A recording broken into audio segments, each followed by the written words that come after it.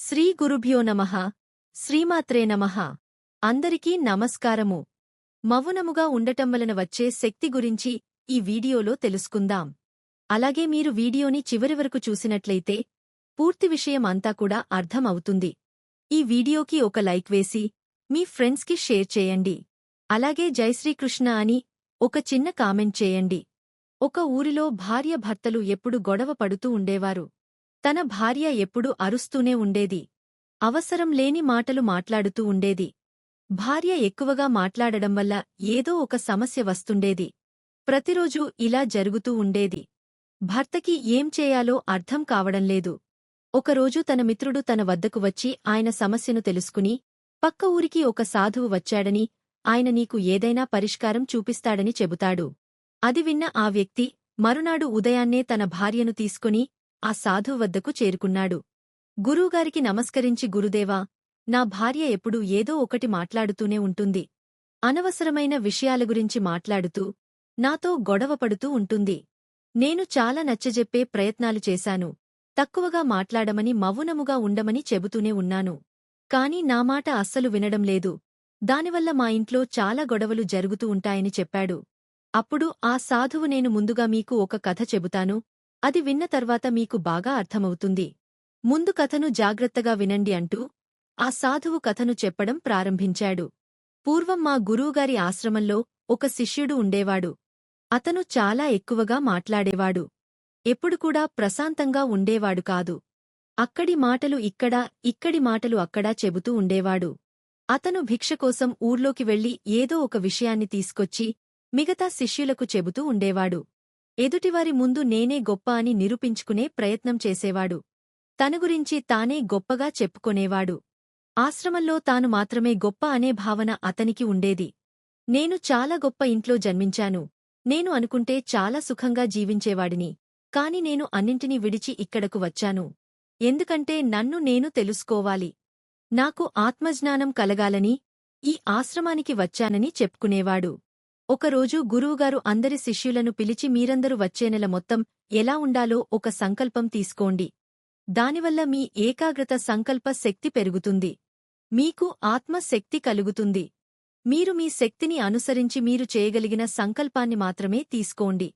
మీ సంకల్పం నెల రోజులు పూర్తి కాకుండానే విరిగిపోతే మీరు మళ్లీ మీ పాత దినచర్యలు పాటించాలని గురువు అంటాడు. ఇక అందరూ శిష్యులు వారి శక్తి అనుసరించి వివిధ రకాల సంకల్పాలను తీసుకున్నారు. గురువుగారికి తాము తీసుకున్న సంకల్పం గురించి వివరించి ఒక్కొక్కరు అక్కడి నుండి వెళ్లిపోయారు. కాని అతిగా మాట్లాడే ఆ శిష్యుడు మాత్రం నేరుగా గురువు వద్దకు చేరుకుని, నేను ఒక పెద్ద సంకల్పం తీసుకోవాలనుకుంటున్నాను. అది మీరే చెప్పండి. నేను ఎలాంటి సంకల్పం తీసుకోవాలో అంటూ ఆ గురువుగారిని అడుగుతాడు. అప్పుడు ఆ గురువు ఒక నవ్వు నవ్వి, నాయనా, నేను ఇచ్చిన సంకల్పం నువ్వు పూర్తి చేయగలవా? అది నీవల్ల సాధ్యమవుతుందా? కాదు, అది నీ వల్ల సాధ్యం కాదు. నువ్వు దాన్ని పూర్తి చేయలేవు. అందుకే నువ్వు ఏదైనా నీ శక్తికి తగ్గట్టుగా ఒక సంకల్పాన్ని ఎంచుకో అని గురువు అంటాడు. అప్పుడు ఆ శిష్యుడు, లేదు గురుదేవా, మీరు ఏ సంకల్పాన్ని ఇచ్చినా సరే నేను దానిని తప్పకుండా పూర్తి చేస్తాను. మీరు ముందు ఆ సంకల్పం ఏమిటో చెప్పండని అడుగుతాడు. అప్పుడు ఆ గురువు, సరే అయితే నువ్వు వచ్చే నెల మొత్తం మౌనముగా ఉండాలి. ఒక్క మాట కూడా మాట్లాడకూడదు. ఇదే నీ సంకల్పం అని చెబుతాడు. అప్పుడు ఆ శిష్యుడు, గురుదేవా, ఇది కూడా ఒక సంకల్పమా? ఇది చాలా సులభం. ఒక నెలే కదా మౌనముగా ఉండేది. ఇంకా ఏదైనా పెద్ద సంకల్పం ఇవ్వండి అంటూ అడుగుతాడు. అప్పుడు ఆ గురువు, నాయనా, నువ్వు ముందు ఈ సంకల్పాన్ని పూర్తి చేసి అప్పుడు నా వద్దకు వచ్చి మాట్లాడు అని చెబుతాడు. ఇక ఆ శిష్యుడు మరుక్షణమే మౌనముగా ఉండడం మొదలుపెట్టాడు.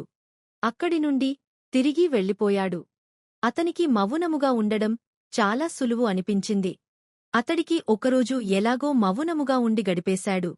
కాని రెండో రోజు మౌనము అతను స్వేచ్ఛకు అడ్డుగా అనిపించింది. మూడో రోజు అతని మనసు బరువైంది. ఇక నాలుగో రోజు నుండి అతని మనసులో ప్రశాంతత లేదు. ఎందుకంటే ఆశ్రమంలోని అందరి శిష్యులు ఒకరితో ఒకరు బాగా మాట్లాడుకుంటున్నారు. తాను కూడా వాళ్లతో మాట్లాడాలనుకుంటున్నాడు. కాని అతని సంకల్పం అతనికి అడ్డు వస్తోంది. అందుకే అతను మౌనముగా ఉండిపోయాడు. ఇలా కొన్ని రోజులు గడిచిపోయాయి. మెల్లిగా ఆ శిష్యుడు అనారోగ్యం పాలయ్యాడు. అతని తల ఆలోచనలతో బరువెక్కింది. ఆహారం కూడా సరిగా తీసుకోవడం లేదు. అతని ఆలోచన కేవలం మాట్లాడాలనుకుంటున్నాడు. ఇక అతను నేరుగా గురువు వద్దకు వెళ్లి ఒక కాగితం మీద రాసి చూపించాడు. గురుదేవా, నేను మాట్లాడాలనుకుంటున్నాను. మాట్లాడుకుంటే నాకు శ్వాస ఆడటం లేదు. నాకు ప్రశాంతత లేదు. మానసికంగా నేను ప్రశాంతంగా లేను. ఇప్పుడు నేను ఏం చేయాలి? సంకల్పాన్ని వదిలేయాలంటూ రాసి చూపించాడు. అది చదివిన గురువుగారు, నాయనా, ఎవరైతే సంకల్పాన్ని పూర్తిచేస్తారో వారిలో అంతర్గతంగా ఆత్మశక్తి పెరుగుతుంది. అంతర్గతంగా శక్తి ఉన్నవాడు జీవితంలో ఉన్నత స్థానానికి చేరుకుంటాడు. సంకల్పం తీసుకోవడం నీ చేతుల్లోనే, సంకల్పం విడిచిపెట్టడం కూడా నీ చేతుల్లోనే ఉంది.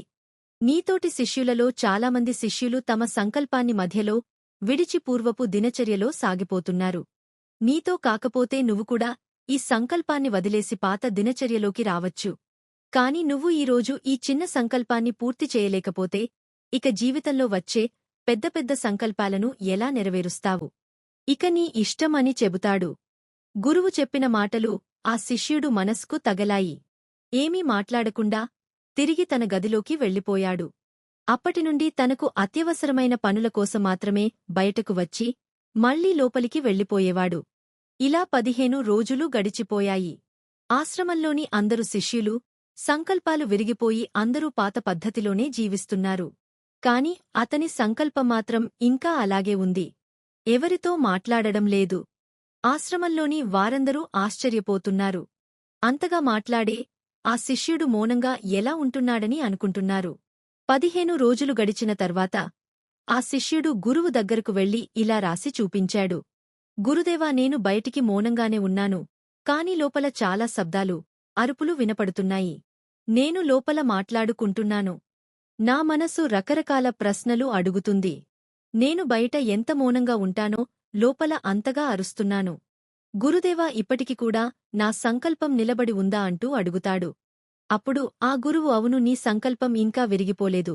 కాని ఎప్పటివరకు బయట వ్యక్తుల మాటలు నీకు వినిపిస్తూనే ఉంటాయో అప్పటివరకు నీ మనసులో ప్రశాంతత ఉండదు. నువ్వు బయటకు మౌనంగా ఉన్నా లోపల మాత్రం మాట్లాడుతూనే ఉంటావు. నువ్వు ఆ మాటల నుండి దూరంగా వెళ్ళిపో అంటాడు. గురువుగారికి నమస్కరించి అక్కడి నుండి వెళ్ళిపోయాడు ఆ శిష్యుడు. ఉదయం తొందరగా లేచి అడవులవైపు వెళ్ళిపోయాడు. ఇలా రోజులు గడుస్తున్నాయి. సంకల్పం కోసం గురువుగారు ఇచ్చిన నెల రోజుల సమయం ముగిసిపోయింది. కాని అడవుల్లోకి వెళ్లిన ఆ శిష్యుడు మాత్రం ఇంకా తిరిగి రాలేదు. ఆశ్రమంలోని శిష్యులందరూ అతనిని అడవిలోని క్రూర జంతువులు చంపేశాయేమో అని అనుకున్నారు. అందరూ అతడిని చాలా వెతికారు. కాని అతని జాడ ఎక్కడా దొరకలేదు. ఇక అందరూ నిర్ధారించుకున్నారు, అతడిని అడవిలోనే క్రూర జంతువులు తినేశాయని. కాని గురువుగారికి అలా అనిపించలేదు. ఒకరోజు ఒక శిష్యుడు గురువు వద్దకు వచ్చి, గురుదేవా, అతిగా మాట్లాడే శిష్యుడికి ఏం జరిగింది? నిజంగానే అతన్ని జంతువులు చంపేశాయా? అసలు ఏం జరిగి ఉంటుందని గురువుని అడుగుతాడు. అప్పుడు ఆ గురువు, నువ్వు చెప్పిందైనా అయి ఉండవచ్చు, లేదా అతను తిరిగి రాకపోవడానికి వేరే కారణం కూడా అయి ఉండవచ్చు. అతను దేనికోసమైతే అడవిలోకి వెళ్లాడో అక్కడ అతనికి అది దొరికి ఉండవచ్చని గురువు అంటాడు. అప్పుడు ఆ శిష్యుడు, గురుదేవా, ఎక్కువ మాట్లాడటం అంత ప్రమాదమా? అప్పుడు ఆ గురువు, నాయనా, మానవునికి ఉండే అనేక దుఃఖాల్లో ఒక దుఃఖం ఏమిటంటే మౌనముగా ఉండకపోవడమే. మానవుడు ఎల్లప్పుడూ ఏదో ఒకటి మాట్లాడుతూనే ఉంటాడు. మనం అనవసరంగా మాట్లాడడం వల్లే అనేక సమస్యలు వస్తాయి. మనలో ఎవరు కూడా మాట్లాడకుండా ఉండాలని చూడరు. ఎదుటివారికి తమ గురించి అన్ని చెప్పేయాలని అనుకుంటారు. తన మనస్సులో ఉన్న విషయాన్ని ఎదుటివారికి అవసరం లేకున్నా వారికే చెప్పాలనుకుంటారు. తాను చెబుతున్నది సరైనది అంటూ వాదిస్తారు. సరిగా ఇలాగే ఎదుటివారు కూడా ఆలోచిస్తారు. ఇలా ఒకరి గురించి ఒకరు చెప్పుకోవడం జీవితాంతం నడుస్తూనే ఉంటుంది. దీనివల్ల ఎవరికీ లాభముండదు. అంతేకాదు, వారి శక్తి, విలువైన సమయం, వాళ్ల గౌరవం కోల్పోతారు. అప్పుడు ఆ శిష్యుడు, గురుదేవా, మరి దీనికి పరిష్కారం ఏమిటి అని అడుగుతాడు. అప్పుడు ఆ గురువు, నాయనా, పూర్తి అవగాహనతో మన ఆలోచనలను చూడాలి. మాట్లాడుతున్న ప్రతి మాటను ఆలోచించి మాట్లాడాలి అని చెబుతాడు. ఆశ్రమాన్ని విడిచి 3 నెలలు గడిచిపోయాయి. కాని అతని గురించి ఎవరికీ ఏమీ తెలియదు.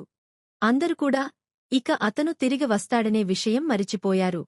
కాని ఒక రోజున అతిగా మాట్లాడే శిష్యుడు ఆశ్రమానికి తిరిగి వస్తాడు. అతన్ని చూసి అందరూ ఆశ్చర్యపోయారు. అతను పూర్తిగా మారిపోయి తిరిగి వచ్చాడు. అతని కన్నులలో పూర్తిగా శాంతి కనిపిస్తోంది. ఆశ్రమంలోకి రాగానే అందరూ శిష్యులు అతడిని చుట్టుముట్టారు. అందరూ అతనితో మాట్లాడుతున్నారు, అతను కూడా మాట్లాడుతున్నాడు. కాని ఇంతకుముందులాగా ఏది పడితే అది అనవసరమైన మాటలు మాట్లాడడం లేదు.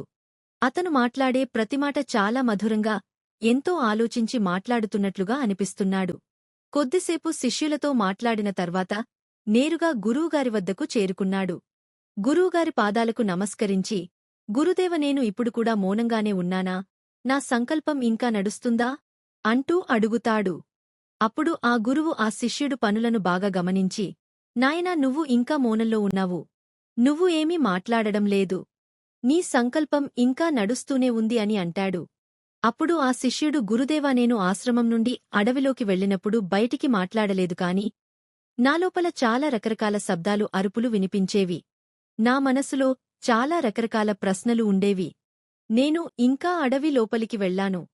అక్కడ మానవమాతృలు ఎవరూ లేరు. నాకు శాంతి లభిస్తుందని అటు వెళ్లాను. నేను ఎంతో ఏకాంతంలోకి వెళ్లాను. లోపల ఉన్న శబ్దాలు మరింతగా పెరిగాయి. అప్పుడు నాకు అర్థమైంది, నేను ఎంత పెద్ద తప్పు చేశానో. నేను నా కుటుంబీకులతో, నా స్నేహితులతో మాట్లాడిన మాటలన్నీ నాకు గుర్తుకు వచ్చాయి. ఎదుటివారిని నా మాటలతో ఎంత ఇబ్బంది పెట్టానో నాకు అర్థమైంది. చాలా రోజుల వరకు పాతవన్నీ నాకు గుర్తుకు వస్తున్నాయి. కాని మెల్లమెల్లగా ఒక్కొక్కటిగా నా మనసులో నుంచి పాత విషయాలన్నీ తొలగిపోయాయి. ఇక లోపలి నుండి కూడా నేను మౌనంగా ఉన్నాను. అడవిలో నాకు కొత్త విషయాలు చెప్పేవారు అక్కడ ఎవరూ లేరు. మెల్లిమెల్లిగా నాకు శాంతి లభించింది. ఇప్పుడు ఏ ఆలోచన లేదు. ఎవరితో మాట్లాడవలసిన అవసరము లేదు. ఆ రోజు నాకు పూర్తిగా నాలుగు వైపుల నుండి శాంతి లభించింది. అయినా కూడా కొన్ని శబ్దాలు వినబడ్డాయి. ఆ శబ్దాలు ముందు కూడా వచ్చేవి, కాని నేనే వినలేకపోయాను. ఆ శబ్దాలు ఏమిటంటే, గాలి వీస్తున్న శబ్దం, పక్షుల కిలకిలా శబ్దం, పారే నీటి శబ్దం. ఇవన్నీ నేను మొదటిసారి విన్నాను. అన్ని వైపుల నుండి నాకు శాంతి లభించింది. నాకు ఇంతకు ముందు ఎప్పుడూ ఇంత శాంతి లభించలేదు. ఇప్పుడు నేను ఆశ్రమంలోని శిష్యులతో మాట్లాడాను. గురుదేవా, ఇప్పుడు మీతో మాట్లాడుతున్నాను. నేను అన్ని చూస్తున్నాను, నడుస్తున్నాను. కాని నేను లోపల మాత్రం చాలా ఏకాంతంగా ఉన్నాను, మౌనంగా ఉన్నాను. నా మనసులో ఏ ఆలోచనలు లేవు. ఇప్పుడు కూడా నేను ఏకాంతంగానే ఉన్నాను అని శిష్యుడు అంటాడు. అప్పుడు ఆ గురువు, నాయనా, మనం బయటకు మాట్లాడుతున్నన్ని రోజులు లోపల అశాంతి ఉంటుంది. ఏ రోజైతే లోపల పరిశీలించి చూసుకుంటామో అప్పుడు బయటకు మనం మాట్లాడలేం. లోకంలో ఎన్ని చెడు పనులు జరుగుతాయో అవన్నీ కూడా కేవలం ముందుగా మాటలతోనే మొదలవుతాయి. మనం అవసరానికి మించి మాట్లాడుతాం. మనం ఎదుటివారు చెప్పేది వినం, ముందుగా మన గురించి గొప్పగా చెప్పాలనుకుంటాం. దీనివల్ల మనం విలువైన శక్తి, సమయం రెండూ వ్యర్థమైపోతాయని గురువు చెబుతాడు. ఇదంతా విన్న శిష్యుడు గురువుగారికి నమస్కరించి తిరిగి అక్కడి నుండి దూరంగా వెళ్ళిపోయాడు. ఈ కథను ముగించిన సాధువు ఆ దంపతులకు ఇలా చెబుతున్నాడు. చూడండి, ఎప్పుడైతే ఒకరు చెప్పేది పూర్తిగా వినకుండా అనవసరంగా మాట్లాడతారో, ఎదుటివారిని అర్థం చేసుకోకుండా మాట్లాడతారో అప్పుడు గొడవలు మరింతగా పెరుగుతాయి. ముందుగా మీరు శాంతంగా ఉండడం నేర్చుకోండి. మాట్లాడుతున్న ప్రతిమాట ఆలోచించి మాట్లాడండి. ఒకరిని ఒకరు అర్థం చేసుకోండి. ఎంత అవసరం ఉంటుందో అంతే మాట్లాడుకోండి. వ్యర్థమైన మాటలు మన సమయాన్ని, శక్తిని నష్టపరుస్తాయని సాధువు చెబుతాడు. ఇక ఆ దంపతులు తమ తప్పును తెలుసుకుని గురువుగారికి నమస్కరించి ఆనందంగా అక్కడి నుండి వెళ్ళిపోయారు. ఈ వీడియో గనక మీకు నచ్చినట్లయితే జై శ్రీకృష్ణ అని ఒక చిన్న కామెంట్ చెయ్యండి. ఈ వీడియో గనుక మీకు నచ్చినట్లయితే ప్లీజ్ లైక్ చేసి మీ ఫ్రెండ్స్కి షేర్ చేయండి. అలాగే మా కొత్త వీడియో మీకు వెంటనే చేరాలంటే మా ఛానల్ను సబ్స్క్రైబ్ చేసుకుని పక్కనే ఉన్నటువంటి బెల్ ఐకాన్ను ప్రెస్ చేయండి. ధన్యవాదములు.